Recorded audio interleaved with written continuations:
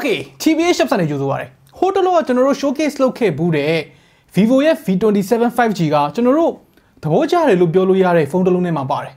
Di ni ma jaro ai Vivo V27 lineup de ga ma nene zeip po tat ta de V27e ko adu ji ja me. So ro V27 ko le thabo jare. Da pemet zeip a lak ji ma tong chin mu so de du de atwat asin pi nai ma la. Da mo blo lu de atwat phit nai ma le. Ba ri wei shou tha ya da myo de shi le. Ai da ko set ji le aung.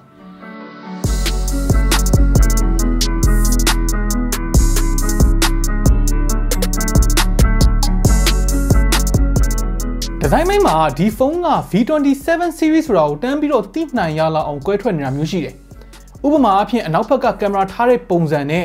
unique ဖြစ်နေတဲ့ ring light တွေပါနေတာမျိုးပေါ့နော်။အဲ့ဒါကိုမှသူက V27e ရဲ့ဒီ lavender purple color ရဲ့ plastic bag မှာထည့်ထားတဲ့ frosted glass texture နဲ့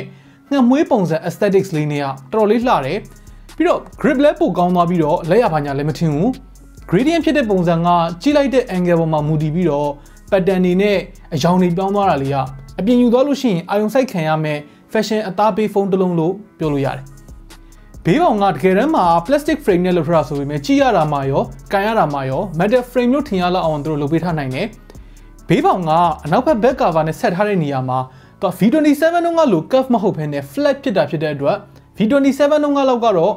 hand feeling တိတ်မမိုက်ဘူး။ဒါပေမဲ့သူ့ရဲ့အထူက 7.7 mm ပဲရှိတယ်ဆိုတော့ပေါ်တဲ့လောက်ပို့တယ်လို့ပြောလို့ရတာပေါ့နော် V27 နဲ့ရှင်းလိုက်မယ်ဆိုရင်တော့ 0.3 mm မဆိုးစလောက်လေးပို့ပြီးတော့ထူတယ်5 gram မဆိုးစလောက်လေးပို့လေးတယ်ဒါလည်းတုံးထားတဲ့ material တွေကွာလို့ပဲပြောရမှာပေါ့နော် battery ပမာဏကတော့ 4800 mAh ပါတာချင်းအတူတူပဲ display ဘက်မှာသူက V27 မှာတော့ငါလိုမျိုးအခုံးမဟုတ်တော့ဘူးပေါ့နော် curve မဟုတ်တော့ဘူး 6.62 inches Full HD+ AMOLED flat display ဖြစ်သွားတယ် and display fingerprint scanner ရော120Hz refresh rate ရောပါနေတယ်အဲ့ဒါတော့ကျေးဇူးနေရမှာပေါ့နော်ဘေးပတ်လေက bezel တွေကလည်းတိတ်မကြီးဘူးချင်းကလည်းအရင်မထူဘူး display quality ကလည်း mid range phone တစ်လုံးအနေနဲ့တည်းမှာကောင်းတဲ့ထဲမှာပါတယ်တစ်ခုတော့ရှိတယ်တော့ 120Hz ပေါ့နော် 120Hz မှာ scroll လုပ်နေတဲ့အချိန်မှာသူက V27 လောက်ကြီး smooth ဖြစ်နေတာမျိုးမဟုတ်ဘဲနဲ့တစ်ချက်လေးတွေမှာ frame drop ဖြစ်သွားတာလိုမျိုးတစ်သွားတာမျိုးခံစားချက်မျိုးရတယ်အဲ့ဒါကသူ့ရဲ့ SoC က content တွေအတွက် loading ကိုအဲ့လောက်မြန်မလုပ်ပေးနိုင်လို့ဖြစ်ချင်ဖြစ်လိမ့်မယ်ဒါမှမဟုတ်လဲ software optimization ဘက်မှာလိုနေတာလည်းဖြစ်ကောင်းဖြစ်နိုင်တယ်ဘယ်ကဖြစ်တာလဲဆိုတာနဲ့ software update နဲ့ပြင်ပေးလို့ရနိုင်လားဆိုတာကိုတော့အတိအကျမပြောနိုင်ဘူးအဲ့ဒီတစ်ခုကလွဲပြီးတော့ brightness တို့ color တို့ contrast တို့အဲ့ဒါတွေအကုန်လုံးမှာသူ့ panel ကတော်တော်လေးအဆင်ပြေတဲ့အထက်မှာပါတယ် V27 တုန်းကလိုမျိုးပဲ down firing mono speaker ပဲပါတယ်အတန်းကျဲတဲ့လောက်တော့ကျဲတယ် clear လည်းဖြစ်တယ် stereo separation မရတာလွဲလို့ရှိရင်တော့မဆိုးပါဘူး multimedia consumption ပိုင်းအတွက်ကဒီ display နဲ့ဒီ speaker နဲ့ကလုံလောက်ပါတယ် performance အတွက်ကိုကြတော့ကျွန်တော်တို့ mid range phone တွေမှာမြင်နေကြ Helio G99 ဆိုတဲ့ကောင်ကိုသုံးထားတာသူက6 nanometer SoC performance က Snapdragon 695 ဝန်းကျင်လောက်ရှိတယ်ဆိုတော့ V27 မှာပါတဲ့ Dimensity 9200နဲ့ရှင်လိုက်ရင်နှစ်ဆလောက် performance ကွာသွားလိမ့်မယ်ဆိုတော့ V27e ကိုကြိုက်ပေမဲ့ကိုက performance အသားပေးတဲ့test တွေလုပ်ချင်တယ် Genshin Impact လို့ game မျိုးတွေကြိုက်တယ် game ကိုတေချာဆော့ချင်တဲ့သူဆိုလို့ရှိရင်ကြတော့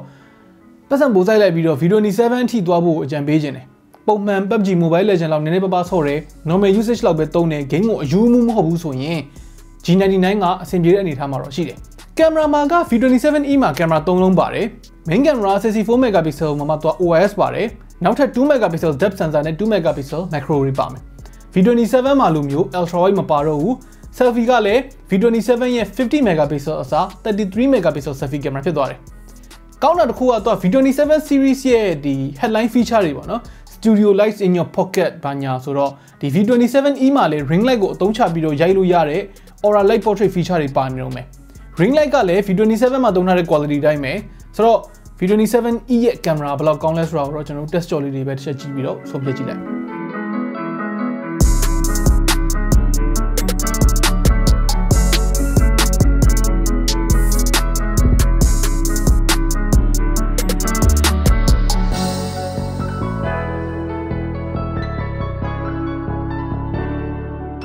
battery ကတော့ 4600 mAh ပါတယ်ဆိုတော့ normal usage ကိုတရက်ခွဲနီးပါးလောက်ရမယ် heavy usage မှာဆိုလို့ရှိရင်တော့တရက်လောက်တော့သုံးလို့ရတယ်ကျွန်တော်တို့ဖုန်းကိုပုံမှန်စမ်းသုံးတဲ့အချိန်တွေမှာ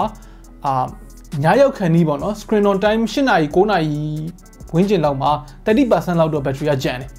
ဒီလိုမျိုး fashion အသားပေးဖုန်းတစ်လုံးအနေနဲ့ battery life မဆိုးဘူးလို့ပြောလို့ရတယ်။အားပြန်သွင်းမှုအတွက်လည်း V27 မှာလိုပဲ66W fast charging ပါတယ်ဆိုတော့0 to 50% ကိုမိနစ်20လောက်နဲ့ပြည့်တယ်။ဆိုတော့